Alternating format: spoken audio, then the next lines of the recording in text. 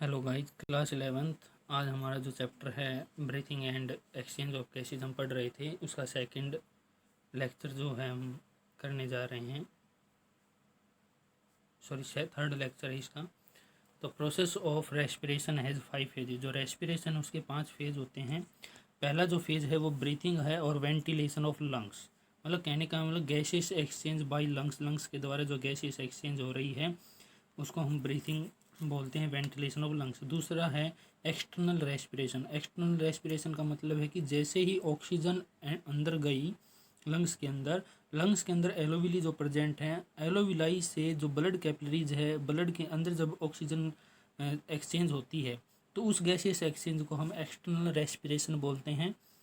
फिर है transportation of gases. जब ब्लड के पास अब ऑक्सीजन आ चुकी है तो ब्लड उसको ट्रांसपोर्ट कर देगा to the various tissue, various cells. ठीक है। फिर इंटरनल रेस्पिरेशन। इंटरनल रेस्पिरेशन का मतलब जब सेल के पास ये ब्लड ऑक्सीजन को पहुंचा रहा है, भेज दी है, तो सेल के पास जाने के बाद ऑक्सीजन को सेल टेकअप कर लेगी, कहाँ से? ब्लड से। ठीक है। तो ये गैसेस एक्सचेंज किसके बीच में है? ब्लड और बॉडी सेल्स के बस, तो इसको इंटरनल रेस्पिरेशन हम बोलते हैं। फिर है सेलुलर रेस्पिरेशन। सेलुलर रेस्पिरेशन का मतलब जब ऑक्सीजन ले ली है सेल ने तो सेल उसको यूटिलाइज करेगी एनर्जी प्रोड्यूस करने के लिए, तो उसको हम सेलुलर रेस्पिरेशन बोलते हैं। तो इस तरह से जो प्रोसेस है रेस्पिरेशन के वो उसके 5 फेज होते हैं। फिर दोबारा से बता देते हैं एक बार।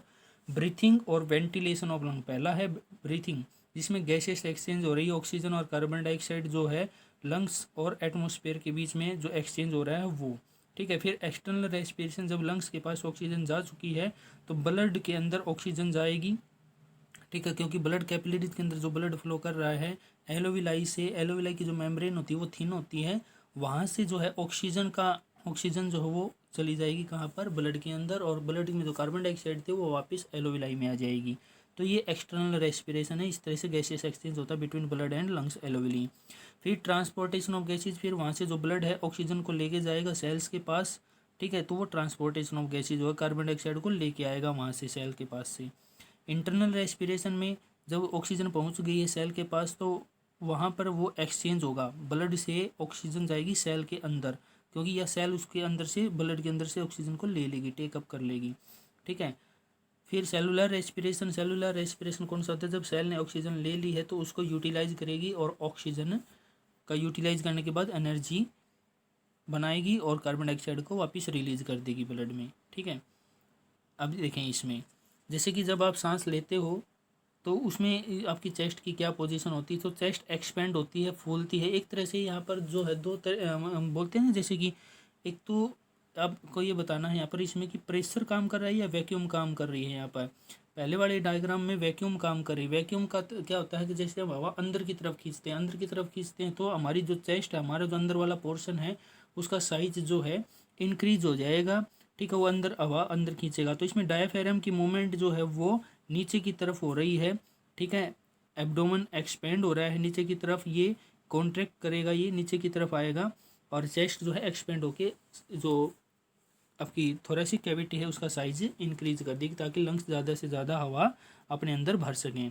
जब एयर एक्सेल्ड होती, बाहर छोड़ते हो आप, तो डायाफ्राम जो है वापस वो रिलैक्स कंडीशन में जाएगा और वो अप मूवमेंट होगी उसकी, और जो चेस्ट है वो कॉन्ट्रैक्ट करके क्या होगी, उसकी मूवमेंट जो है एक तरह से वो उसका साइज़ वो घट जाएगा चेस्ट कैविटी का। इसमें दिखा भी रखा है, ये ब्लू लाइन से शो कर रखा है इसमें। ठीक है, तो इस प्रकार से ये मूवमेंट होगी।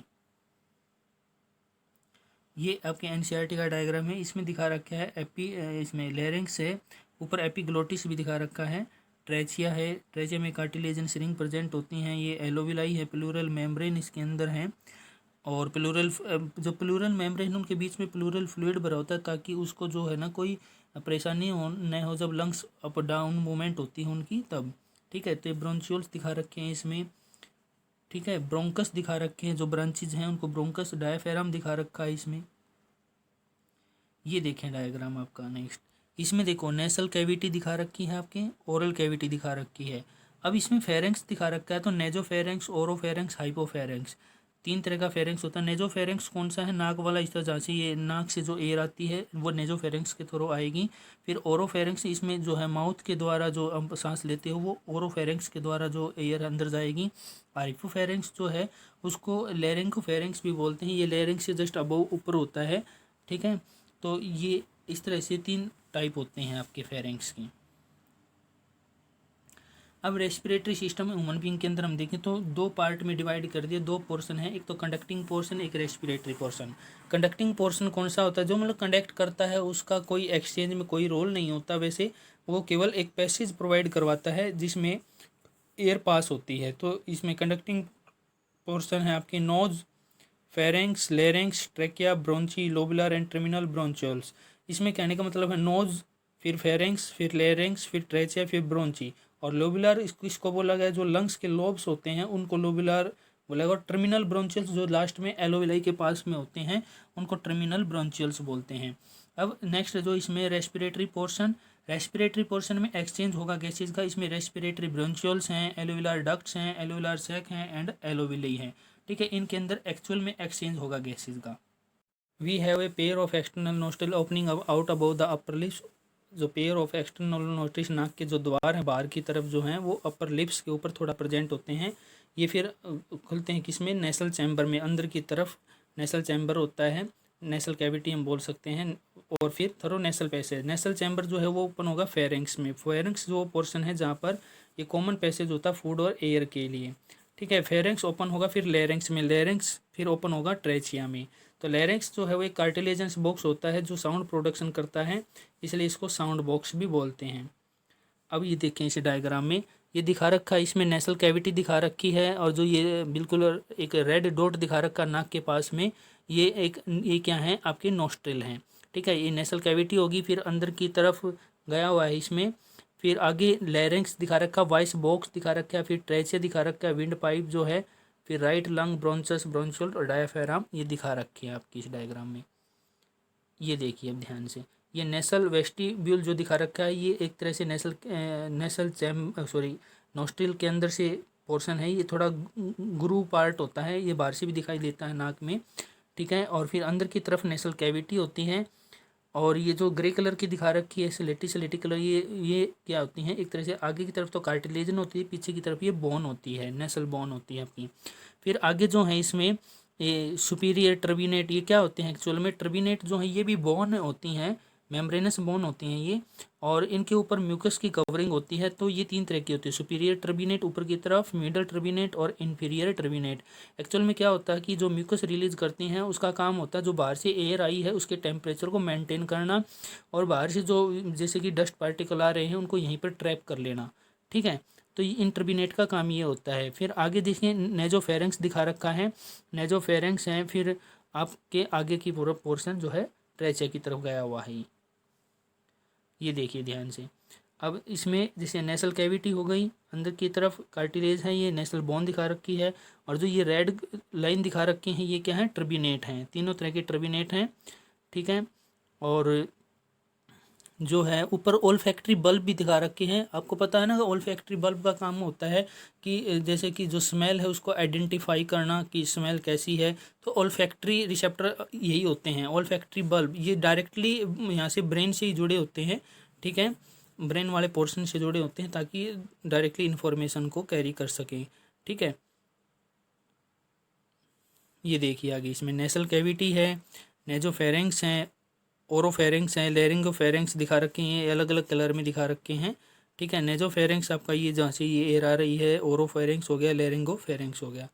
ये देखिए इसमें, ये देखें जो अभी इसमें जो ब्लू लाइन दिखा रखी है, ब्लू एरो दिखा रखा है, ये एयर का पैसेज दिखा रखा है। इसमें कैसे एयर कहाँ से आएगी? जैसे नाक से एयर आई इधर, ठीक है, इधर से होते हुए ये नेजोफेरेंक्स से होती हुई ओरोफेरेंक्स में, फिर हाइपोफेरेंक्स या लेरिंगोफेरेंक्स में आएंगी, और फिर लेरिंक्स में अंदर जाएंगी, वॉइस बॉक्स है, फिर ट्रेचिया में चली जाएगी। ये इधर ईसोफेगस है, ठीक है। ये देखिए ये टंग हो गई, यहाँ पर ये एपिग्लोटिस देखो, एपिग्लोटिस बिल्कुल एक फ्लैप दिखा रखा है, स्ट्रक्चर दिखा रखा है, ठीक है। और ये वोकल कार्ड भी अंदर दिखा रखी है, इसमें ग्लोटिस दिखा रखी, सब ग्लोटिस, ये लेरेंक्स का पोर्शन है। एपिग्लोटिस जो है ऊपर की तरफ दिखा रखा है, ये अंदर वोकल कार्ड्स होते हैं। वोकल कार्ड्स सेम वैसे ही होते हैं एक तरह से, जैसे कि हम भी बोल सकते हैं कि जब इसके अंदर से एयर पास होती है तो ये वाइब्रेट करते हैं और यही साउंड प्रोड्यूस करते हैं। और इसी इनकी जो एक बार साउंड प्रोड्यूस होती है वो आपकी जो ब्रेन है वो उसको एक तरह से मेमोराइज कर लेता है, फिट कर लेता है अपने अंदर। तभी तो जैसे कि अगर आपको किसी और लैंग्वेज में समझाए तो आपको समझ में नहीं आएगा, क्योंकि आपके ब्रेन के अंदर जो आपकी लैंग्वेज है वो फिट हो चुकी है पहले ही। ठीक है, आपका ब्रेन केवल उसी को आइडेंटिफाई करेगा, उसी को। तो ये वोकल कार्ड की मदद से ऐसा होता है। ठीक है, ये देखें, ये ओपन ब्रीथिंग, जब आप सांस ले रहे हो तब ये ओपन होते हैं वोकल कार्ड्स। ठीक है, और जब बिल्कुल ढीले होते हैं उस टाइम इनमें कोई साउंड प्रोड्यूस नहीं होती। और जब आप बात कर रहे हो तो ये क्लोज हो जाते हैं, टाइट हो जाते हैं, और जब इसमें से एयर पास होगी तो ये वाइब्रेट करेंगे। ठीक है, क्लोज पैसेज का दिखा रखा है इसमें। अब है नेसल ट्रबिनेट। नेसल ट्रबिनेट्स जो है नॉर्मल आउटग्रोथ होती है nasal side wall bone that are covered in nasal cavity mucous membrane. Mucous membrane से ये कवर्ड होते हैं। और ये जो हैं इनकी आउटग्रोथ अगर ज़्यादा हो जाए तो ये एक तरह से नोज़ के अंदर जैसे कि उसको पैसेज को थोड़ा ब्लॉक भी कर सकते हैं, उसमें सांस लेने में तकलीफ होगी। ठीक है, तो ये 3 तरह के सेट होते हैं, सुपीरियर, मिडल और इन्फीरियर ट्रबिनेट। ठीक है, अब ऑल्फैक्टरी बल्ब जो है वो pair of swelling above the olfactory epithelium, ऊपर होते हैं एपिथेलियम के इसमें। और फ्रंटल लोब जो है ब्रेन का उससे जुड़े होते हैं, वहाँ पर ये जो ऑर्डर इन्फॉर्मेशन, जो स्मेल की इन्फॉर्मेशन है उसको ट्रांसमिट करते हैं नोज टू द ब्रेन। तो ऑल्फैक्टरी बल्ब जो है वो रिसीव करते हैं signal from the olfactory nerve and then transmit time to the brain. ठीक है, ड्यूरिंग स्वेलिंग, स्वेलिंग जब आप करते खाना खाते हो, उनको निगलते हो आप भोजन, तो ग्लोटिस जो है वो कवर्ड होता है थिन इलास्टिक कार्टिलेजन्स फ्लैप से, जिसको एपिग्लोटिस बोलते हैं। वो प्रिवेंट करता है एंट्री किसकी, फूड की, किसमें, लैरिंक्स में न जाए वो फूड। ठीक है, ये देखिए ये फूड है इधर से आ रहा है ये। ठीक है, और ये जो पर्पल कलर का दिखा रखा है एपिग्लोटिस डाउन हो गया ये फ्लैप ग्लोटिस के ऊपर। ठीक है, तो इस प्रकार से ये इसको प्रिवेंट करता फूड इसके अंदर न जाए। ट्रेचिया जो है वो एक स्ट्रेट ट्यूब है जो एक्सटेंडिंग मिड थोरेसिक कैविटी, जो आपकी चेस्ट कैविटी इसको थोरेसिक कैविटी बोलते हैं, इसके बीच में जाके ये मतलब जो डिवाइड हो जाती है। 5वें जो वर्टिब्रा, आपके जो वर्टिब्रे क्या होते हैं, जो रीढ़ की हड्डी में जो आपकी हड्डी है एक बोन है जो, उसको वर्टिब्रे कहते हैं। बहुत सारे वर्टिब्रे होते हैं आपकी, तो पहले 5 तो पहले लंबार जो आपके वर्टिब्रे होते हैं, 5वां जो वर्टिब्रा है ऊपर से, वो वहाँ से राइट और लेफ्ट जो है वो प्राइमरी ब्रोंची डिवाइड हो जाएंगी। ठीक है, ये देखिए लैरिंक्स है, ट्रेचिया है, ये राइट मेन ब्रोंक चाहिए, लेफ्ट मेन को प्राइमरी ब्रोंची या लेफ्ट प्राइमरी ब्रोंची या राइट प्राइमरी ब्रोंची हम बोल सकते हैं। ठीक है, तो आज के लेक्चर में इतना ही, बाकी नेक्स्ट क्लास में करेंगे। तो इसको नोट करें और इसको समझें। Thank you to all of you.